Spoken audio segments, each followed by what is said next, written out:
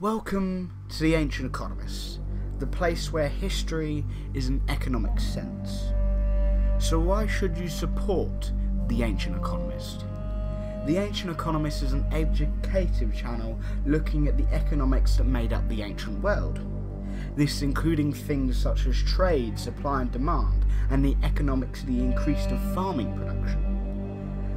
We also discuss topics that would be discussed in an economic sense only. Of course, this means we have to look at the history of a particular event that's happening.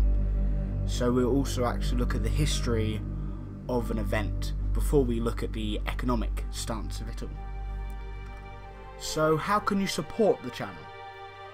Simply by liking the video and commenting, as it shows that you're being interactive.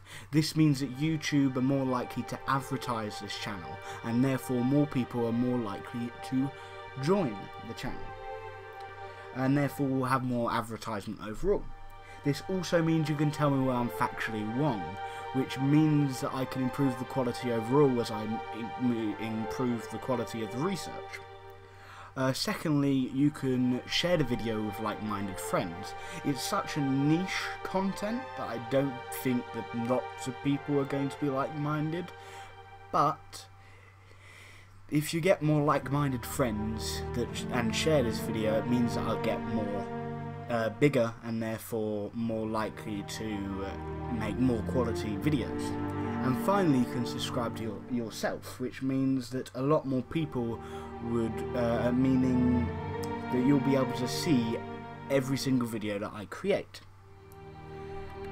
Anyway, I hope you enjoyed this little introduction. Let's continue to the video. Hello everyone, and welcome to the second video of this channel, in which we look at how the dictatorship of Sulla affected the Roman economy.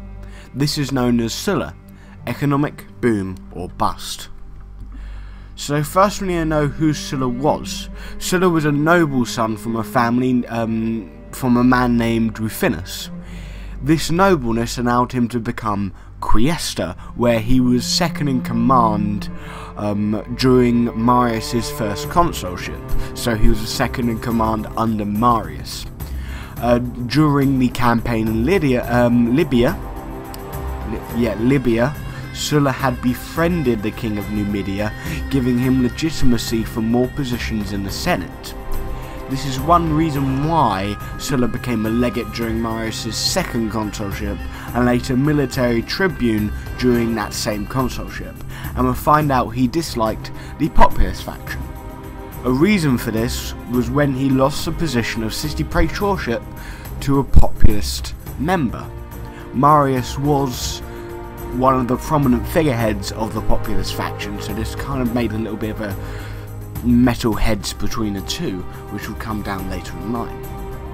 But the year after, Sulla became a praetorian. Sulla was then thrust into the Social Wars, which is a war between the Italian subjects of Rome and Rome itself. So half of Italy was in fact vassalage towards Rome, and half of people, basically half of Italy was at war with Rome because they felt they wanted to have Roman citizenship. Sulla was a commander of a legion during that time, and he showed prominence during military battle, which allowed him to start his campaign in Syria. So then we have to look at what led to him having his dictatorship. The first March of Rome was when Marius had used political intrigue to be appointed as a key position in the campaign in Illyria, which Sulla was actually the leader of the campaign in Illyria at the time. This was known as the First Mithragic War. What happened is that military tribunes,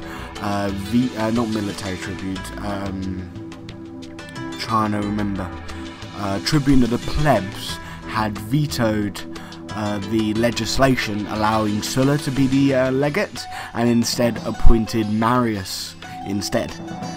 And therefore, Sulla, still in command of the legions, moved in and took Rome, which was the first time in history anyone had even crossed into the city of Rome itself, and declared that Marius and his allies were enemies of the state. Marius was then exiled to Africa, and a senate was strengthened, and Sulla went back to Illyria to fight the first Mithridatic War.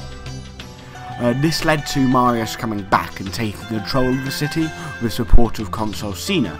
So therefore Consul Cinna and Consul Marius were both appointed during that time, but Marius had died a fortnight later after the elections, making sure that Cinna was in full control.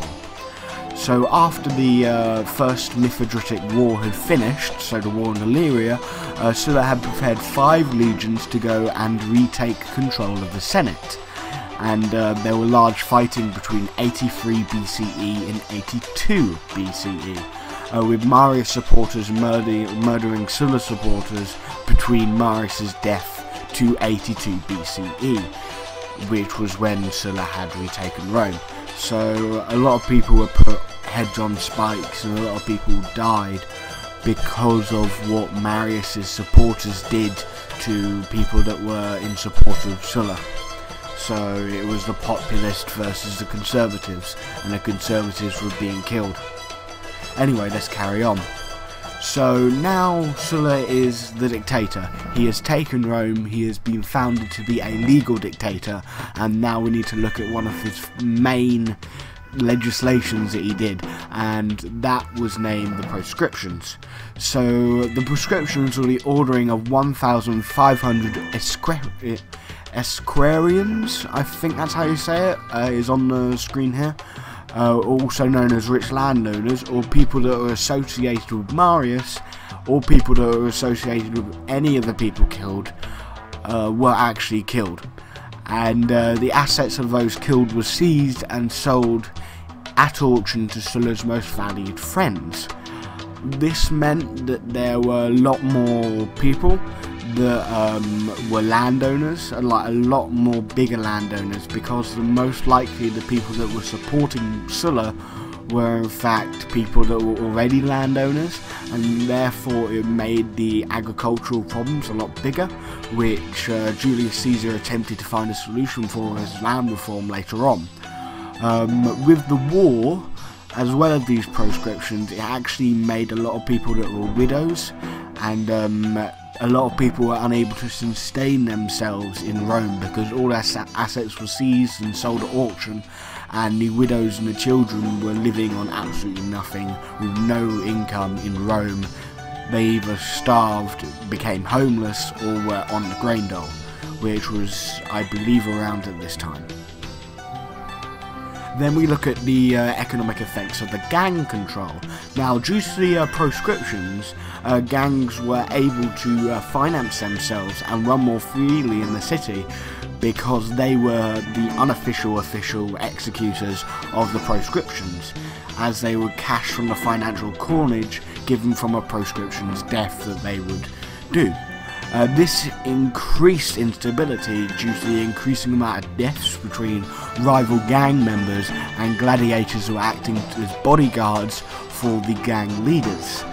This overall increased the number of arms that were illegally in the city, decreased trade overall, and decreased population. Now, the population decrease was a help in some ways, but it did also mean that there were more instability as more and more people died. But trade is definitely a bad thing in terms of the economics effect due to this stability problem. So the economic effects of the strengthening of the Senate.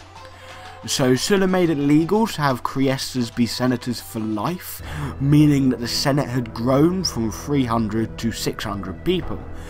This allowed the conservative legislation to be passed easily, and allowed other legislation, such as Sulla becoming a legitimate dictator, which is different from a dictator nowadays, so I'm going to be doing a video on that someday, I'm not sure, but all of the other PowerPoints and I'm not sure if you can hear whatever stuff is happening outside.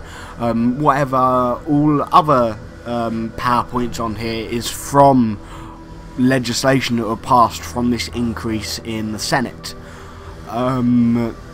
This gave him support from the Senate, allowing him to become a dictator till death, unlike when Caesar didn't have the support of the Senate and therefore died on the Senate floor. So now we look at the economic effects of the actions against the plebeian tribune post. So, as I said before, the plebeian tribune was very much hated in terms of Sulla. This was all because of the tribune veto that was meant not allowing Sulla to be a legate legally during the First Midrific War, and therefore meant that he had to do the first march on Rome. So what did he actually do? He banned the veto outright and forced all tribunes to not be able to hold any other office after being appointed tribune. This meant that the plebeian people were disenfranchised and allowed the populares to be appointed in the years after Sulla's death. So finally, with the populares being so popular after his death, it allowed individuals like Caesar, whom were actually on the proscriptions and therefore, well, they were supposed to be dead in some ways, to be elected consul in the years after, and allowed somebody that would never be elected if it didn't have, in the conservative times, if it didn't have any, he didn't have any leeway at all. So it allowed a conservative from the countryside, a person that would be called a foreigner, to be elected, and his name was Cicero. Sulla also led to the Catilina conspiracy, or the Catilina rebellion, due to making Catilina being unable to be elected consul twice due to the association with Sulla during the years when Sulla was alive. This meant that he basically went and started a rebellion. There were a lot of problems in terms of political intrigue in that time, and a lot of people did die because of the Catilina conspiracy and rebellion. It was during Cicero, because Cicero was consul at the time. It basically meant that 12 people were executed on the Capitoline Hill, and that led to Cicero being hated for a couple of years before coming back during the very messy time, which I will do another video of that soon. And then finally, what Sulla did kind of was a, how do you say it?